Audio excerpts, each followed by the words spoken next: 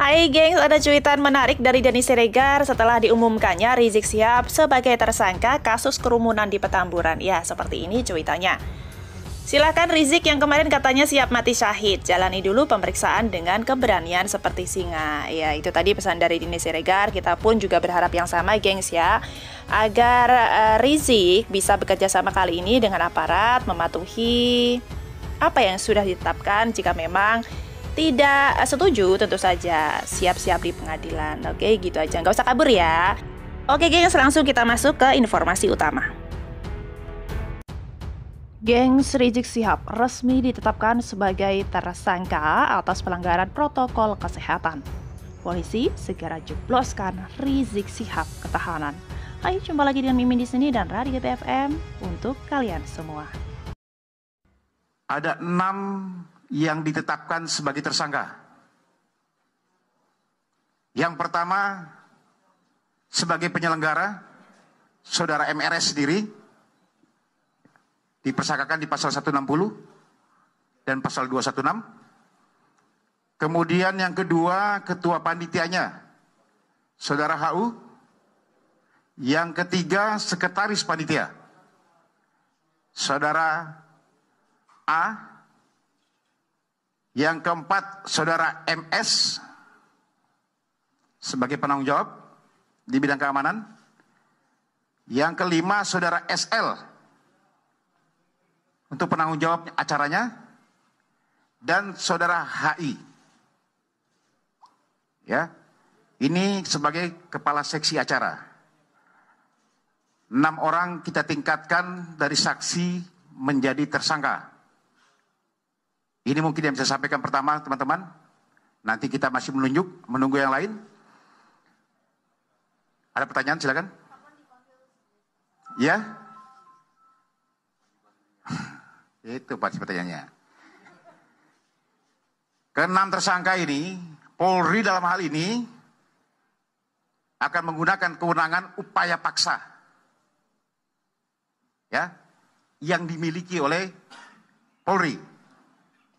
Sesuai aturan perundang-undangan. Upaya paksa yang kita ini kan. Apa upaya paksanya? Kan ada 2. Dengan pemanggilan atau dengan lakukan penangkapan. Itu upaya paksa. Oke, terima kasih. Assalamualaikum warahmatullahi wabarakatuh.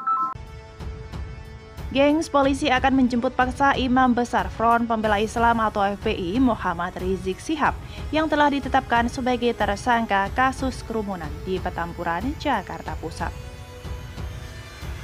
Polri dalam hal ini akan mengenakan upaya paksa yang dimiliki, seperti penahanan dan penjemputan paksa.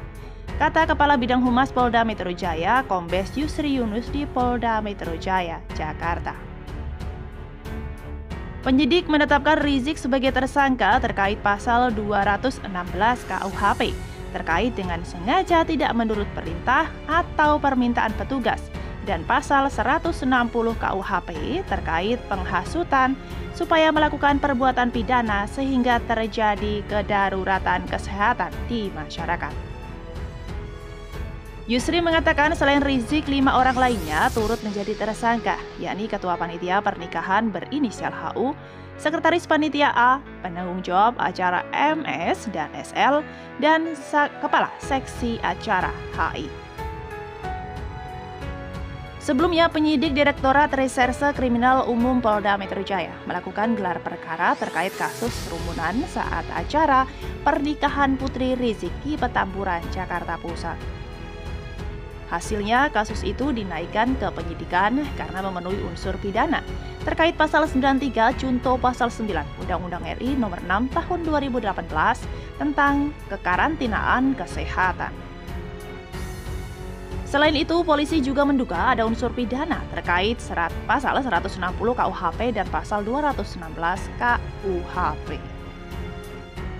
Gengs, dalam kasus ini Rizik telah 2 kali dipanggil untuk menjalani pemeriksaan sebagai saksi, yakni pada 1 Desember dan 7 Desember. Tetapi, ia tidak menghadiri pemeriksaan karena dalam masa pemulihan. Oh gengs, tadi informasi mengenai ditetapkannya Rizik Syihab sebagai tersangka dan bakal dijebloskannya Rizik Syihab ke tahanan. Mudah-mudahan kita bisa menyaksikan Imam Besar FPI ini bisa dengan baik bekerja sama dengan aparat tentunya, tidak kabur lagi dan tidak menimbulkan masalah yang baru.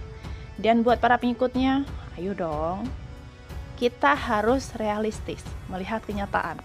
Benar katakan benar, salah katakan salah. Jangan membela yang salah untuk membenarkan diri. Oke? See you di next informasi, gengs. Kita bakal tunggu dan Mimin akan update informasi terbaru untuk kalian semua. Jangan lupa bahagia, Indonesia Bersatu, bersama kita bisa maju.